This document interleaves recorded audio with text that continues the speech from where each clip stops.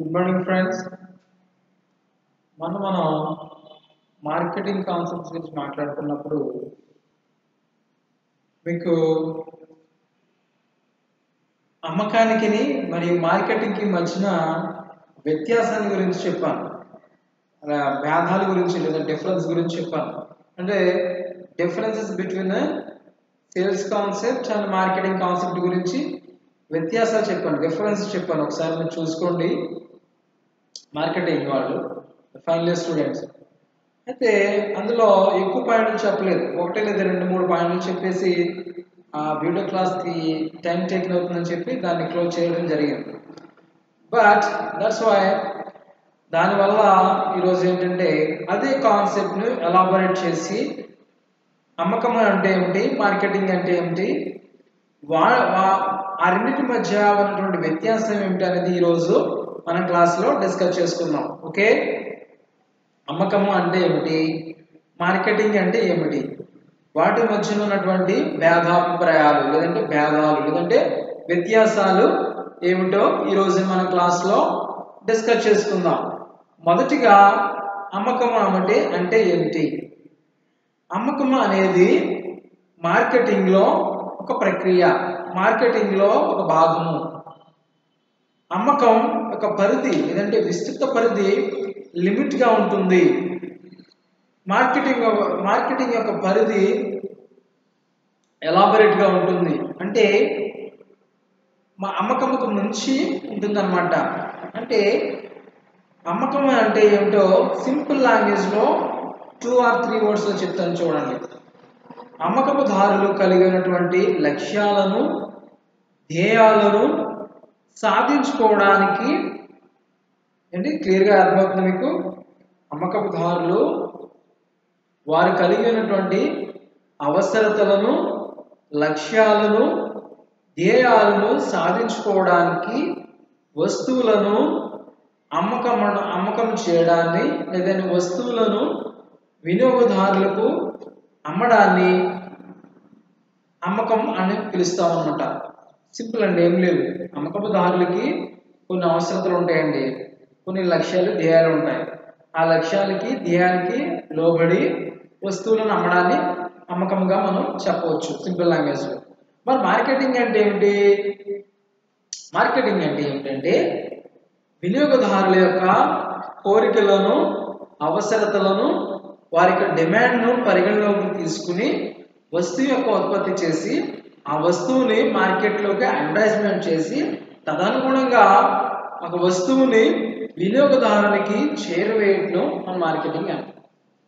Simple అండి, అర్థమైంది కదా. మార్కెటింగ్ అనేటువంటి దాని కాన్సెప్ట్లోనే సెల్లింగ్ కాన్సెప్ట్ అనేది ఒక భాగం అండి. మార్కెటింగ్ కాన్సెప్ట్లో సెల్లింగ్ కాన్సెప్ట్ అనేది ఒక భాగము. అమ్మకం ఏం చేస్తుందంటే తన వద్ద ఉన్నటువంటి వస్తువులను అమ్మేయాలి. ఎట్టి పరిస్థితుల్లో దేని గురించి ఆలోచించకుండా తన వద్ద ఉన్నటువంటి వస్తువులను అమ్మేయాలనేటువంటి ఒక లక్ష్యాన్ని ఏర్పాటు చేసుకుని వినియోగదారుడు సంతృప్తి చెందాడా లేదా అనేది అనవసరం.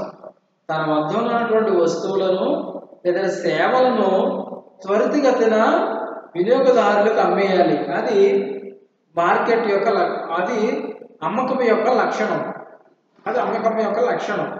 కానీ మార్కెటింగ్ వచ్చేసరికి వినియోగదారుల యొక్క అవసరతలు ఏమిటి, వారి యొక్క డిమాండ్స్ ఏమిటి, వారి యొక్క కోరికలు లేదంటే ఆలోచనలు ఏమిటి అనేటువంటి విషయాలను ముందుగానే పరిగణనలో తీసుకుని అటువంటి వస్తువుల్ని లేదంటే అటువంటి సేవలు మాత్రమే ఉత్పత్తి చేసి వినియోగదారునికి చేరవేయటను మార్కెటింగ్ అంటాడు.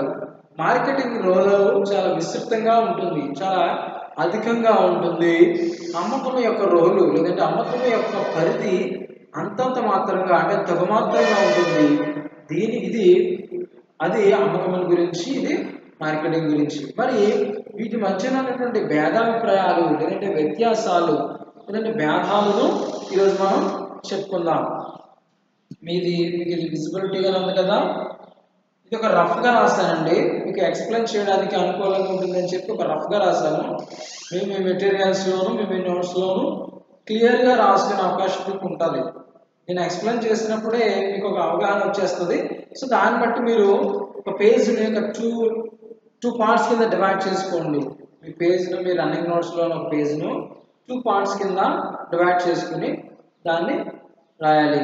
మీకు ఎగ్జామ్స్లో ఇది ఒక ఎస్ఐ క్వశ్చన్గా రావచ్చు, లేదంటే ఒక షార్ట్ ఆన్సర్గా రావచ్చు. ఎస్ఐ క్వశ్చన్గా వచ్చినప్పుడు ఎలాబొరేట్ చేస్తూ అన్నిటి గురించి రాయాలి. షార్ట్ ఆన్సర్గా వచ్చినప్పుడు అందులో కొన్ని ఒక 6 or 7 రాస్తే సరిపోతుంది అన్నమాట. చూద్దాం ఈ రెండింటి మధ్య ఉన్నటువంటి భేదాభిప్రాయాలను లేదా వ్యత్యాసాలను ఈరోజు మనం డిస్కస్ చేసుకుందాం. అమ్మకం యొక్క పరిధి ఎట్లా ఉంటుందంటే, అమ్మకం యొక్క పరిధి ఎట్లా ఉంటుందండి? అమ్మకం యొక్క అంటే సెల్లింగ్ కాన్సెప్ట్, సేల్స్ అనేవి is a part in marketing, one of the part in marketing. Selling is one of the part in marketing, right? దీని యొక్క పరిధి ఎట్లా ఉంటుంది? తక్కువగా ఉంటుందండి. మీకు అర్థమవుతుందండి? ఇంకా విపులీకరించి చెప్పమంటారా? ఇప్పుడు మార్కెట్ ఉందండి, మార్కెట్ ఉంది. మార్కెట్లో ఏమేమి జరుగుతాయి?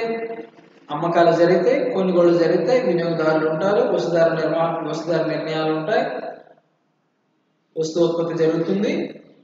ఇటువంటి వ్యవహారాలన్నీ జరిగేటువంటి ఒక ప్రదేశాన్ని ఏమని పిలుస్తామంటే మార్కెట్ అని పిలుస్తాం. అందులో అమ్మకం అనేది is one of the part, ఒక పార్ట్ అండి. అమ్మకం అనేది ఏంటి? ఒక పార్ట్. అమ్మకం అనేది ఒక పార్ట్ మాత్రమే, అంతేకాని అమ్మకం మాత్రమే మార్కెటింగ్ కాదు. అమ్మకం ఒక వస్తువు మార్కెటింగ్ చేయాలంటే వస్తువును ఉత్పత్తి చేయాలి, మార్కెటింగ్ చేయాలి, అడ్వర్టైజ్మెంట్ ఇవ్వాలి, డెలివరీ చేయాలి, వినియోగదారులకు చేరవేయాలి, వస్తువుల గురించి ప్రకటన చేయాలి. అలా చాలా రకాలైనటువంటి ప్రక్రియ ఉంటుంది. కానీ ఆ ప్రక్రియ అంతా కలుపుకుంటే మార్కెటింగ్ యొక్క పరిధి ఎక్కువగాను, అమ్మకం యొక్క పరిధి తక్కువగా ఉంటుంది. మీకు ఒక యారో మార్క్స్ ఇచ్చాను చూసారా, అంటే పరిధి, అమ్మకం యొక్క పరిధి తక్కువగాను. ఇట్లా మీరు ఎగ్జామ్లో రాసేటప్పుడు యారో మార్క్స్ ఇవ్వకూడదని, రైట్? యారో మార్క్స్ ఇవ్వకూడదు. నేను ఇక్కడ రాయడానికి అనుకూలంగా ఉంటుందని చెప్పి యారో మార్క్స్ ప్రకారం ఇచ్చాను, బట్ మీరు యారో మార్క్స్ అనేది ఇవ్వకూడదు. పరిధి అని చెప్పినప్పుడు అమ్మకం యొక్క పరిధి, లేదంటే అమ్మకపుదారుల యొక్క పరిధి తక్కువగా ఉంటుంది అని రాయాలి. అట్లాగే మార్కెటింగ్ యొక్క పరిధి విస్తృతంగా ఉంటుంది, అంటే అధికంగా ఉంటుంది, లేదంటే ఎక్కువగా ఉంటుందని రాయాలి. ఇది పరిధిని గురించి, అది పరిధిని గురించి. రెండవదిగా ఇది అంతర్భాగము, ఇది ప్రత్యేకమైనది. అంటే విషయం ఏంటి? మార్కెటింగ్లో అమ్మకము అనేది ఇస్ ఏ పార్ట్. చెప్తున్నాను కదండి, ఇందాక ఫ్యూ మినిట్స్ నుంచి నేను అదే డిస్కస్ చేస్తున్నాను. ఏంటి? మార్కెటింగ్లో సేల్స్ అనేవి ఒక పార్ట్ మాత్రమే. ఇక్కడ మీకు రాయడం జరిగింది చూడండి, ఇది ఒక అంతర్భాగము. మార్కెటింగ్లో అమ్మకాలు అనేవి ఒక అంతర్భాగము.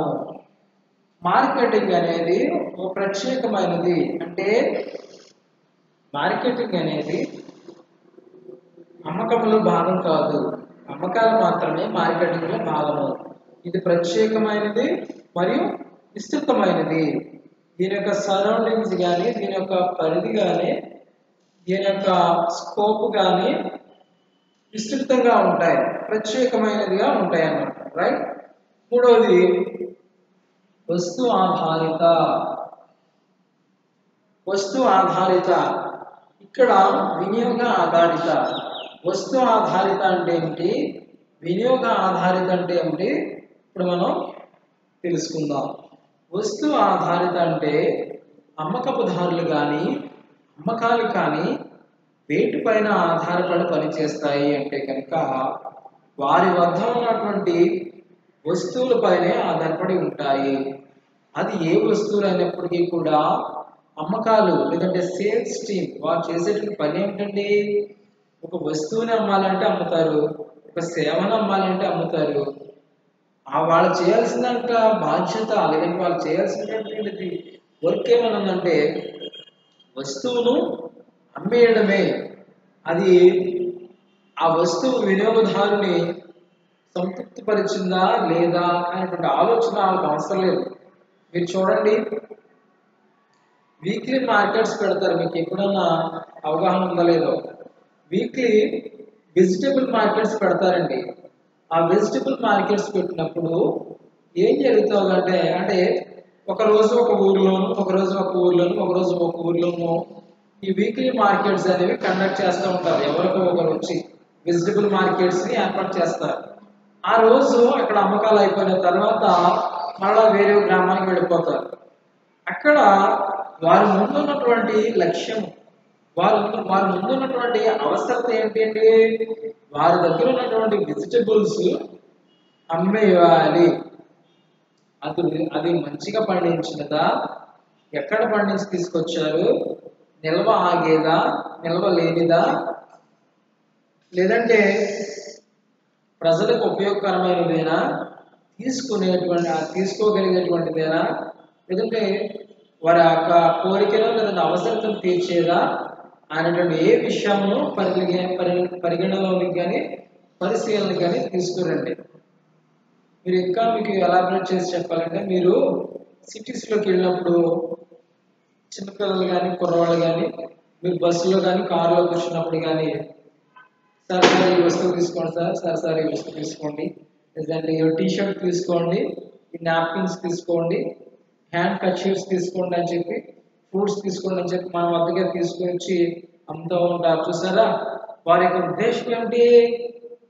అది మనకు ఉపయోగపడుతుందా లేదో వారికి అనవసరం.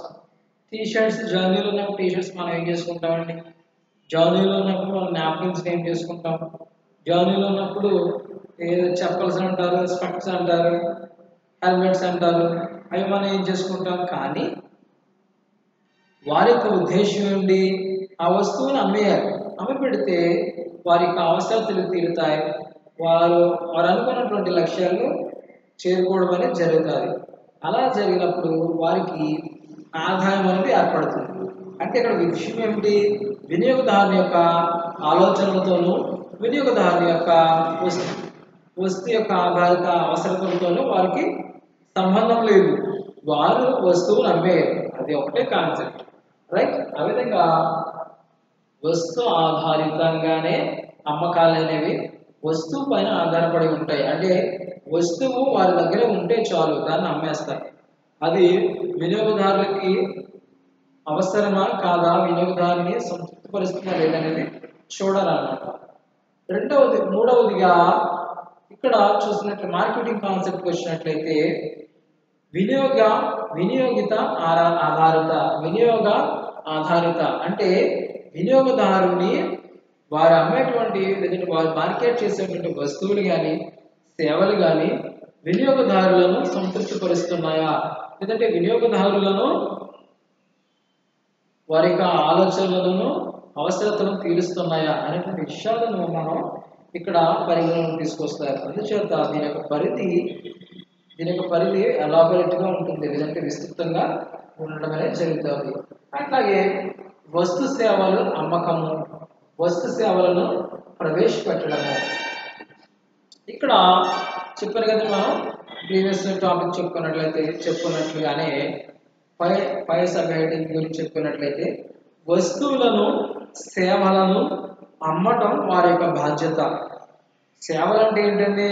సరే, ఇక్కడ హెయిర్ సెలూన్స్ కానీ, బ్యూటీ సెలూన్స్ కానీ, లేదంటే రీహాబిలిటేషన్ సెంటర్స్ ఉంటాయి చూసారా, రీహాబిలిటేషన్ సెంటర్స్ కానీ, ఇవన్నీ కూడా సర్వీస్ ఓరియంటెడ్ హాస్పిటల్స్ కానీ, ఎడ్యుకేషన్స్ కానీ.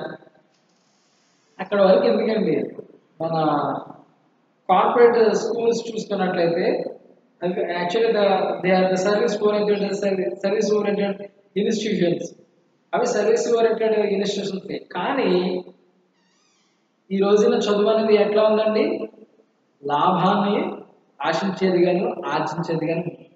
ఎప్పుడో ఒక స్టూడెంట్ని 6:30 or 7:30కి స్కూల్కి తీసుకువెళతారు. మరలా 6:30 కానీ 7:30 కానీ విడుదల చేస్తారు.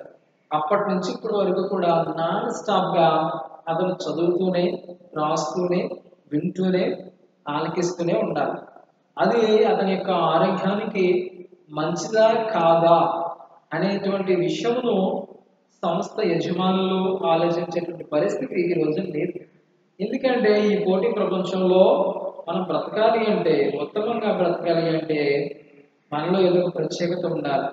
ఏదో ఒక ప్రత్యేకత ఉండాలి అంటే కనుక మన చిరు ప్రయాణం నుంచే ఏదో ప్రత్యేకత లేనప్పటికీ కూడా ఆ ప్రత్యేకత మనలో ఇమిడింప చేసి అభివృద్ధి చేసేటువంటి తత్వము వారిలో ఉంటుంది. అందుచేత వేకువజామున మొదలుకొని రాత్రి వేళ వరకు కూడా విద్యార్థులని కార్పొరేట్ స్కూల్స్ వారి వద్దనే అట్టు పెట్టుకుని వారికి సంబంధించిన ప్రతి విషయంలో వారిని నైపుణ్యవంతులుగా తీర్చిదిద్దుతూ ఉంటారు.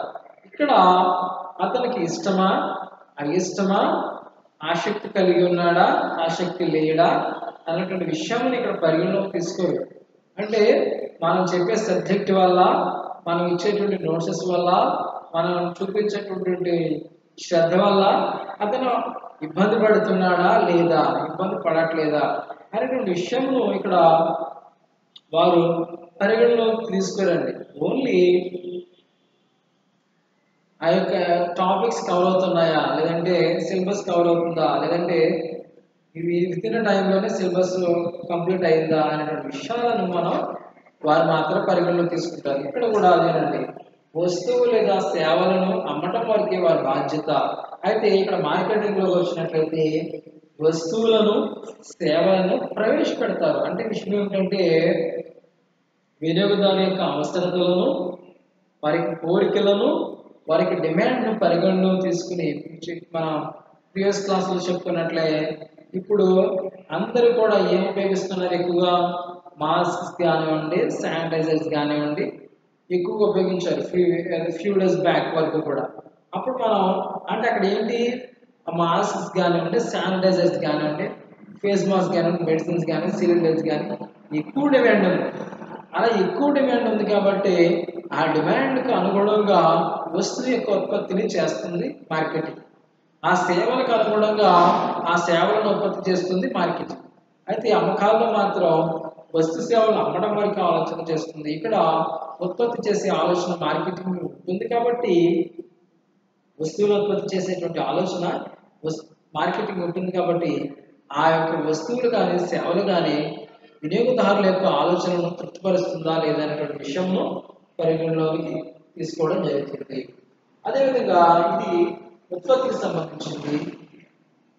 ఇది వస్తువులను ఉత్పత్తి చేసిన తర్వాత, అంటే సంస్థల నుంచి అమ్మకాలు అనేవి సంస్థల నుంచి వస్తువు ఉత్పత్తి జరిగిన తర్వాత, అంటే వారి వద్దకు చేరిన తర్వాత వారు దాని గురించి ఆలోచన చేస్తారు. అంటే ఏ విధంగా అమ్మాలి, ఎక్కడ అమ్మాలి, ఎలా అమ్మాలి, ఎవరికి అమ్మాలి అనేటువంటి ఆలోచన ఎప్పుడు జరుగుతుందంటే ఒక వస్తువుని ఉత్పత్తి చేసిన తర్వాత, వారు దిగుమతి చేసుకున్న తర్వాత ఆ వస్తువుని తీసుకుని ఆ వస్తువుని ఏ ప్రదేశంలో అమ్మాలి, ఏ ప్రదేశంలో అయితే అమ్మినట్లయితే అమ్మకాలు సమర్థవంతంగా జరుగుతాయి, ఏ ప్రదేశంలో అమ్మినట్లయితే అసమర్థంగా జరుగుతాయనేటువంటి ఆలోచన ఎప్పుడు తీసుకుంటారు, వస్తువు యొక్క ఉత్పత్తి జరిగిపోయిన తర్వాత, వస్తువు యొక్క ఉత్పత్తి అయిపోయిన తర్వాతన నిర్ణయాలు తీసుకోవడం జరుగుతూ ఉంటుంది. అయితే ఇక్కడ అలా కాదు, మనము ఒక వ్యాపారాన్ని ప్రారంభించాలి అనేటువంటి ఆలోచన మనకు వచ్చినప్పుడే ఏ విధమైనటువంటి వ్యాపారాన్ని మనం చేయాలి, ఏ వ్యాపారం చేయాలి, ఏ వ్యాపారం అయితే వినియోగదారులకు ప్రధానంగా అందుబాటులో ఉంటుంది, ఏ వ్యాపారం అయితే వినియోగదారులకు బహుచేరువుగా ఉంటుంది అనేటువంటి ఆలోచన ఇక్కడ తీసుకోవడం, మార్కెటింగ్ లో తీసుకోవడం జరుగుతుంది. అంటే before going to the business అంటే వ్యాపారాన్ని ప్రారంభించడానికి ముందుగానే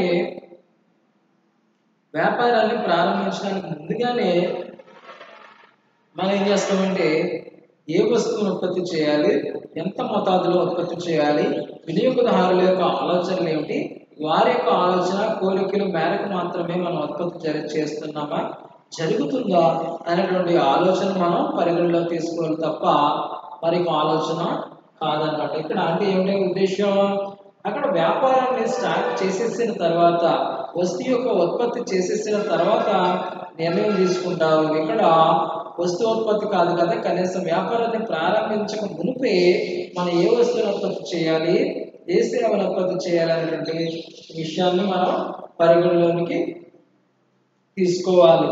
అయితే ఇది వారి వద్ద ఇక్కడ అమ్మకాలు చూసుకున్నట్లయితే పూర్తి అయ్యేది. అంటే పూర్తి అయ్యేది అంటే వారి దగ్గర ఉన్నటువంటి వస్తువులు కానీ సేవలు కానీ అమ్ముడుపోయినట్లయితే, అమ్మకాలు జరిగిపోయినట్లయితే అమ్మకం యొక్క కాన్సెప్ట్, అమ్మకం యొక్క బాధ్యత తీరిపోతుంది. కానీ మార్కెటింగ్ అనేది నిరంతర ప్రక్రియ. మీరు ఇక్కడ చూడండి, ఇది ఏంటంటే నిరంతర ప్రక్రియ, నిరంతరం కూడా జరిగేటువంటి ప్రక్రియ.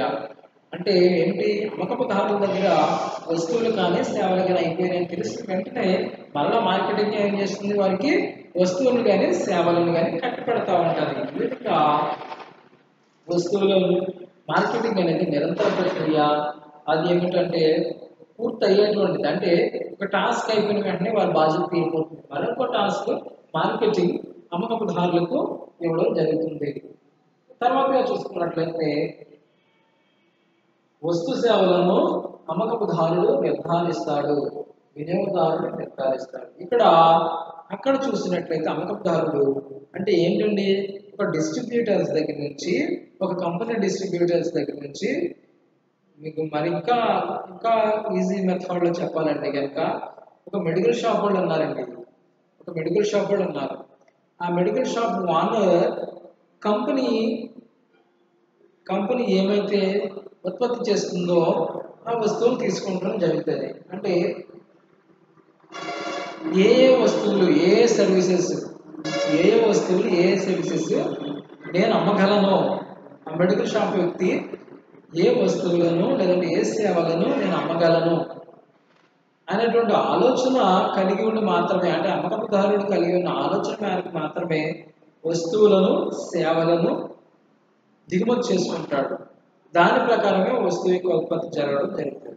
కానీ మార్కెటింగ్లో వచ్చిన తర్వాత వినియోగదారునికి ఏమీ అవసరం లేదు. చూడండి, వినియోగదారుడే నిర్ధారిస్తాడు. ఇక్కడ వినియోగదారుడే నిర్ధారణ చేస్తాడు. అంటే ఏమిటండి, ఏ సీజన్లో ఏం ధరించాలి, ఏ సీజన్లో ఏం తినాలి అనేటువంటి విషయం ఎవరు నిర్ధారిస్తాడు, వినియోగదారుడే నిర్ధారిస్తాడు. వినియోగదారుడు నిర్ధారిస్తాడు కాబట్టి వినియోగదారుడే ఇక్కడ పరిచయం. మార్కెటింగ్లో వినియోగదారులు లేనట్లయితే మార్కెటింగ్ అనేది ఉండదండి. అంటే వినియోగదారుడు ఒక వస్తువును కొనడం మానేసేటటువంటి మార్కెటింగ్ ఎట్లా ఉండాలి, ఉండదు కదా. అంటే ఇక్కడ మార్కెటింగ్లో వినియోగదారుడికే ప్రధానమైన పాత్రను ఇవ్వడం అనేది జరుగుతూ ఉంటుంది. మళ్ళీ దాని కంటిన్యూషన్ చూద్దాం.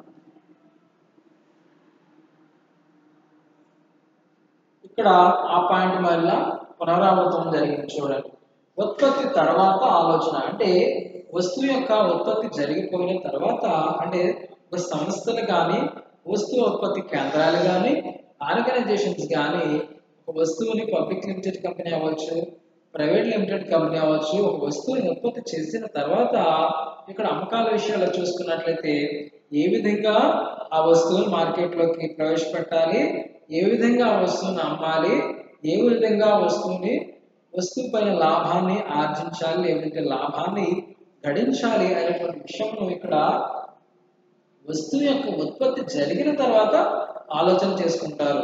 ఏ మార్కెట్లో మన వస్తువుని ప్రవేశపెట్టాలి, ఏ మార్కెట్లో అయితే మన లాభాలను గడించడానికి అవకాశం ఉంటుంది అనేటువంటి ఆలోచన ఉత్పత్తి జరిగిన తర్వాత తీసుకోవడం జరుగుతుంది. అట్లా కాకుండా ఇక్కడ మార్కెటింగ్ వచ్చినట్లయితే వినియోగదారుల అవసరాలను మాత్రమే పరిగణలోకి తీసుకుంటారు. అంటే ఏమిటండి, వినియోగదారులు ఏ అవసరం కలిగి ఉన్నారు, వినియోగదారుల యొక్క అవసరతలు ఏమిటి, వారి యొక్క నీడ్స్ అండ్ వాంట్స్ అవి మాత్రం పరిగణలో తీసుకుని వస్తువు యొక్క ఉత్పత్తిని చేపట్టడం జరుగుతుంది. అర్థమైందండి మీకు? వినియోగదారులకి ఇప్పుడు ఫర్ ఎగ్జాంపుల్ రైనీ సీజన్ వస్తుంది, రైనీ సీజన్ వచ్చేసింది అనుకోండి, అంబ్రెల్లాస్ ఎక్కువ కొంటా ఉంటారు. లేదా రెయిన్ కోట్స్ కానీ, షూస్ కానీ, అంటే వాటర్ ప్రూఫ్ షూస్ ఉంటాయి కదండి, అవి కానీ, రెయిన్ కోట్స్ కానీ, హ్యాండ్ మేడ్స్ కానీ, అంబ్రెల్లాస్ కానీ ఎక్కువ కొంటా ఉంటారు. ఎందుకంటే రైనీ సీజన్ కాబట్టి. సో ఇక్కడ మార్కెటింగ్ చేసే ముందు ఉత్పత్తి చేసే ముందు ఏం చేస్తారంటే వినియోగదారులు ఏ అవసరతను కలిగి ఉన్నారు, వినియోగదారులు ఏ వస్తువుల పట్ల ఆసక్తి కలిగి ఉన్నారు అంటే ఆలోచన కలిగి అప్పుడు మాత్రమే వస్తువు యొక్క ఉత్పత్తి చేయడం జరుగుతుంది. కానీ ఇట్లా ఇక్కడ మన అమ్మకాల్లో చూసుకున్నట్లయితే వస్తువు యొక్క ఉత్పత్తి మొట్టమొదటిగా జరుగుతుంది, తర్వాత అమ్మకాల గురించి ఆలోచన చేయడం అనేది జరుగుతుంది. రైట్, ఇది వినియోగదారులు అంటే పంటపడేది వినియోగదారుల శ్రేయస్సుని గురించి తెలియపరిచేది.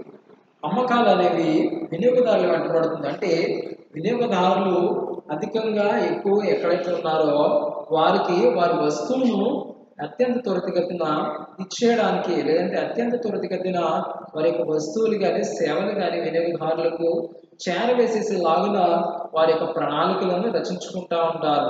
అంటే వారి యొక్క వస్తువును వారి యొక్క సేవను త్వరితగతిన వినియోగదారులకి ఇచ్చేసినట్లయితే లేదంటే వారికి అప్పగించేసినట్లయితే లేదంటే వారికి వస్తువును అమ్మేసినట్లయితే వారి యొక్క బాధ్యత తీరిపోతుంది కదా అని అమ్మకదారులు లేదా అమ్మకాల్లో ఆలోచన చేస్తూ ఉంటారు. అంటే వినియోగదారుల యొక్క శ్రేయస్సుని గురించి కానీ వారి యొక్క భద్రతను గురించి కానీ ఇక్కడ ఆలోచన అనేది ఉండదు. మన దగ్గర వస్తువు ఉంది, అమ్మేయాలి.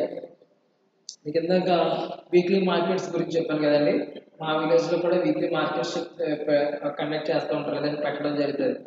మన వస్తువు కొనుక్కుంటానికి వెళ్ళినప్పుడు వెజిటేబుల్ కొనుక్కొని పర్చేజ్ చేయడానికి వెళ్ళినప్పుడు వెజిటేబుల్ పర్చేజ్ చేసుకుని వచ్చేయడం మన బాధ్యత, ఆ వెజిటేబుల్ అమ్మడం వారి బాధ్యత. కానీ వాళ్ళు ఏం చేస్తారంటే ఈ కోవిడ్ డిసీజ్ కదా అంటే సోషల్ డిస్టెన్స్ మెయింటైన్ చేయమని చెప్పడం కానీ లేదంటే శానిటైజ్ చేయడం కానీ సోషల్ డిస్టెన్స్ మెయింటైన్ చేసేటువంటి అక్కడ చేయమని చెప్పి ఫ్లకర్స్ పెట్టడం కానీ అటువంటి ఏమైనా పాటించరు. వారి యొక్క ఉద్దేశం ఏంటి, మన శ్రేయస్సుని గురించి మన బాధ్యతని గురించి వారికి అనవసరం. వారు చేయాల్సిందంటే ఏంటంటే వారి అమ్మకాలను వారు సమర్థవంతంగా నిర్వహించుకోవడం, అక్కడి నుంచి వాళ్ళు వెళ్ళిపోవడం, ఇదే వారి యొక్క బాధ్యత. ఇక్కడికి వచ్చేసరికి ఏం జరుగుతుందంటే వినియోగదారుల యొక్క శ్రేయస్సునే ప్రధానమైనదిగా భావిస్తారు. వినియోగదారుల యొక్క శ్రేయస్సు వారి యొక్క ఆలోచన వారి యొక్క విధానమునే ఇక్కడ పరిగణలోకి తీసుకుంటారు. ఇది వినియోగదారుల యొక్క శ్రేయస్సు గురించినటువంటి విషయము. రైట్, అలాగే అమ్మకదారులకు వినియోగదారులతో అని ఇక్కడ రెండు గీతలు పెట్టానండి, మీరు అట్లా గీతలు పెట్టుకోవద్దు, ఫుల్గా రాసుకోండి. వినియోగదారులతో సత్సంబంధాలు లేదంటే సంబంధాలు ఉండవు. ఎవరికండి? అమ్మకదారులు. ఇప్పుడు చెప్పిన ఎగ్జాంపుల్ ప్రకారమే ఆ మార్కెట్స్కి వెళ్తామండి. ఆ మార్కెట్స్కి వెళ్ళినప్పుడు ఆ వస్తువు వాళ్ళు మనకు అమ్మేస్తారు, మనం వెళ్ళి వెనక్కి ఇచ్చేస్తాం. ఫర్ ఎగ్జాంపుల్ వెనక్కి చేయడం అంటే మన దగ్గర ఉన్న అమౌంట్ వాళ్ళకి ఇచ్చేస్తాం, వాళ్ళ దగ్గర ఉన్న వెజిటేబుల్ మనకి ఇచ్చేస్తారు. అంతటితో రిలేషన్ అయిపోతుంది.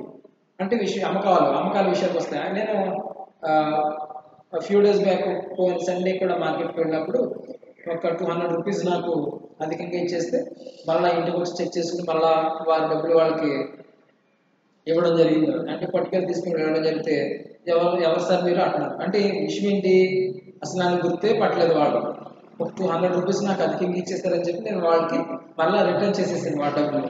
ఆ రిటర్న్ చేయడానికి వెళ్ళినప్పుడు ఎవరు సార్ మీరు అంటున్నారు. అంటే విషయం ఏంటి, వారి దగ్గర నేను వెజిటేబుల్ ప్రతి వీక్లీ పర్చేజ్ చేస్తున్నప్పటికీ కూడా వారు నన్ను ఐడెంటిఫికేషన్ అనేది చేయట్లే. వాళ్ళ ఉద్దేశం ఏంటి, ఎక్కడి నుంచి వస్తున్నారు, వేరే ఊరి నుంచి మా విలేజ్లో కండక్ట్ చేస్తున్నారు, ఆ వస్తువుల్ని వెజిటేబుల్స్ మాకు అమ్మేయాలి, వారు మరలా వారి యొక్క గ్రామానికి వారి యొక్క ఊరికి వారు వెళ్ళిపోరు. అదే వారి బాధ్యత, వారి యొక్క వస్తువులను అమ్మేయాలి. అంతేగాని మన వినియోగదారులతో సత్సంబంధాలు సరైన సంబంధాలు అనేవి ఉండవు. అయితే మార్కెటింగ్ అనేది ఒక మార్కెటింగ్ యొక్క విస్తృతి పద్ధతి కాబట్టి మరియు మార్కెటింగ్ యొక్క సర్కిల్ అనేది నిరంతరం తిరుగుతూనే ఉంటుంది కాబట్టి నిరంతర ప్రక్రియ కాబట్టి వినియోగదారులతో మంచి సన్నిహిత సంబంధాలు ఉంటాయన్నమాట. అలా ఉన్నప్పుడే వినియోగదారుల ఆలోచన ఏమిటనేది మనకి అర్థమవుతాయి. వారికి అర్థమైనప్పుడు మాత్రమే వస్తువుల గురించి పూర్తి అవగాహన ఉంటుంది, ఏ వస్తువును ఉత్పత్తి చేయాలనేటువంటి మంచి ఆలోచన మనందరికీ వస్తుంది అన్నమాట. అట్లాగే అమ్మకాలు చేసేటప్పుడు ఆ వస్తువు వారికి ఎంతగా లభ్యమైంది అంటే ఆ వస్తువుని వారికి దగ్గరికి రావడానికి మీరు ఎంతైతే ఖర్చు పెట్టారు అనేటువంటి విషయాన్ని పరిగణలో తీసుకుని దాని యొక్క ధరలను నిర్ణయించడం జరుగుతుంది. సింపుల్ అండి. ఆ వెజిటేబుల్స్ ని ఆ మార్కెట్ వాళ్ళు ఎంతకెంత పర్చేజ్ చేసుకున్నారు. ఒక కిలో ఆనియన్స్ ఉన్నాయండి. ఒక కిలో ఆనియన్స్ ఉన్నాయి. ఆ కిలో ఆనియన్స్ ని వారు 15 రూపీస్కి కొనుక్కున్నారు అనుకోండి. 15 రూపీస్కి కొనుక్కున్నారు కాబట్టి ఆ కిలో ఆనియన్స్ ని కస్టమర్స్ లేదంటే వినియోగదారులకి ఎంత మొత్తానికి అమ్మాలి, 16 రూపీస్కి అమ్మాలా, 17 రూపీస్కి అమ్మాలనేది ఏం నిర్ణయిస్తుందంటే ఈ 15 రూపీస్ నిర్ణయిస్తుంది. అంటే వ్యయము, అమ్మకదారులు ఆ వస్తువు పైన చేసినటువంటి వ్యయము ధరను నిర్ణయిస్తుంది అన్నమాట. ఇది వ్యయము ధరను నిర్ణయించడం జరుగుతుంది. తర్వాత అది ఇక్కడ మార్కెటింగ్ కాన్సెప్ట్ వచ్చేసరికి వినియోగదారుల డిమాండ్ నిర్ణయిస్తుంది. ధరను ఇక్కడ ఏమి నిర్ణయిస్తుందండి, వినియోగదారుల యొక్క డిమాండ్ నిర్ణయిస్తుంది. మీరు చూడండి, మనం చెప్పుకున్నట్లయితే కోవిడ్ డేసెస్లోని, కర్ఫ్యూ డేసెస్లోని ఆక్సిజన్ సిలిండర్స్ కానీ, వెహికల్స్ కానీ, అంబులెన్సెస్ కానీ ఎంత ఛార్జ్ చేసేవారండి. ఎంత ఛార్జ్ చేసే అంటే విషయం ఏంటి, వారికి డిమాండ్ బట్టి, వినియోగదారుల యొక్క డిమాండ్ బట్టి ఏదో ఇట్లా ఫుల్గా వేసుకుని వ్యాక్సినేషన్ చేస్తున్నారు కదండి. ఒక పీపీ కిట్ అంటారు, పీపీ కిట్స్ అంటారు చూసారా, ఆ పీపీ కిట్స్ చూడండి ఎంత ధర.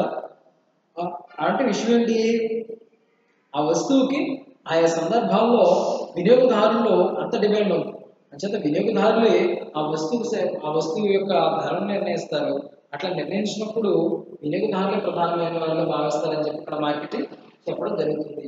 వినియోగదారుల యొక్క డిమాండ్ బట్టి, వారి డిమాండ్ బట్టి ధర యొక్క నిర్ణయం అనేది ఉంటుందని తెలియపరచడం జరుగుతుంది. అది ఆఖరుగా ఇక్కడ అమ్మకదారులు ఏం చేస్తారంటే, మార్కెట్ గురించి మళ్ళా ఎగ్జాంపుల్ చెప్తున్నాను. ఆ మార్కెట్లో ఏంటంటే వారం అడ్వర్టైజ్మెంట్ చేస్తూ ఉంటాడు. వారం అడ్వర్టైజ్మెంట్ చేసినప్పుడు ఇంకా తక్కువగా ఇస్తాడు. ఎందుకు ఇస్తాడంటే కస్టమర్ల యొక్క సంఖ్యను పెంచుకునే ఉద్దేశంతో ఆ యొక్క వెజిటబుల్స్ అనేవి ఇంకా తగ్గించేయడం అనేది జరుగుతూ ఉంటుంది అన్నమాట. అయితే ఇక్కడ ఏం జరుగుతుందంటే ఆ అమ్మకాల సంఖ్యను మాత్రం చూసుకుంటారు. మార్కెటింగ్ వచ్చేసరికి వారి యొక్క నమ్మకాన్ని పొందుకుంటారు. అంటే ఎందుకంటే మార్కెటింగ్ అనేది విస్తృతమైనది. మార్కెటింగ్ అనేది దీర్ఘకాలం జరిగేటువంటి ప్రక్రియ కాబట్టి వస్తువుని కొనుగోలు చేసే వినియోగదారుల నమ్మకాన్ని మనం పొందుకోవాలి. అంతేనండి. ఫర్ ఎగ్జాంపుల్ ఒక పెన్ ఉందండి. ఈ ప్రోడక్ట్ ఒక 10 రూపీస్కి అమ్ముతున్నారు అనుకోండి. ఆ పెన్ను 10 కాలాల పాటు, అంటే ఎక్కువ కాలాల పాటు మార్కెట్లో చలామణి అవ్వాలంటే దీని యొక్క వస్తు సేవలు బాగుండాలి కదండి. ఈ యొక్క రాశి విధానం బాగుండాలి, చక్కగా చూడముచ్చటగా ఉండాలి. అలా చూడముచ్చటగా ఉన్నప్పుడు మాత్రమే ఈ వస్తువుకు డిమాండ్ ఉంటుంది. ఈ వస్తువుకు డిమాండ్ ఉన్నప్పుడు మాత్రమే మంచి ధర ఉంటుంది. మంచి ధర ఉన్నప్పుడు మాత్రమే వినియోగదారులకి మరియు ఈ సంస్థలకి వినియోగదారులకి సంస్థ పక్షాన ఈ సంస్థ పైన మార్కెటింగ్ వ్యవహారాలపైన నమ్మకం అనేది ఉంటుంది. అలా నమ్మకం ఉన్నప్పుడు మాత్రమే వారి యొక్క వ్యాపార వ్యవహారాలు ఎక్కువ ఆదాయాన్ని ఆర్జించడానికి అవకాశం ఉంది. ఈ విధంగా అమ్మకానికి మరియు మార్కెటింగ్కు ఈ విధంగా వ్యత్యాసాలు అనేవి ఉంటాయి. ఇంచుమించు ఒక 12 వరకు ఉన్నాయండి. ఎస్ఐ క్వశ్చన్ చూపించినప్పుడు ఈ 12 కూడా మీరు రాయాల్సిన పరిస్థితి ఉంది. దీన్ని ఇట్లా షార్ట్ కట్ రాసాక మీరు ఎలా పెట్టి రాసుకున్నట్లయితే మీకు ఎక్కువ మార్క్స్ ఇవ్వడం జరుగుతుంది. రైట్, ప్రతి ఒక్కరు ఇది నోట్ చేసుకున్నారా అనుకుంటాను. ఇది మంచి కాన్సెప్ట్ అండి. ఖచ్చితంగా వచ్చేటువంటి కాన్సెప్ట్. మార్కెటింగ్ మధ్య వ్యత్యాసాలు ఏమిటి, లేదంటే అమ్మకానికి మార్కెటింగ్కి మధ్య ఉన్నటువంటి వ్యత్యాసాలు ఏమిటి అనేది ప్రశ్న అడుగుతారు. సో ఇది మీరు నోట్ చేసుకోండి. మీరు అన్ని నోట్స్ కంటిన్యూ చేయండి. Right, take care, by. మళ్ళీ మనం నెక్స్ట్ క్లాస్లో మీట్ అవుతాం.